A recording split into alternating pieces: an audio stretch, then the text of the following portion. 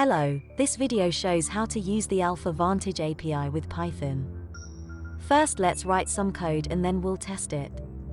We will get the intraday prices for MSFT. As you may have seen in previous videos, we register for the API and save our key in a .env file. You'll need to install requests and .env using the Python pip installer. We access the API by making a new variable called my_API. We can adjust the query string to suit our requirements.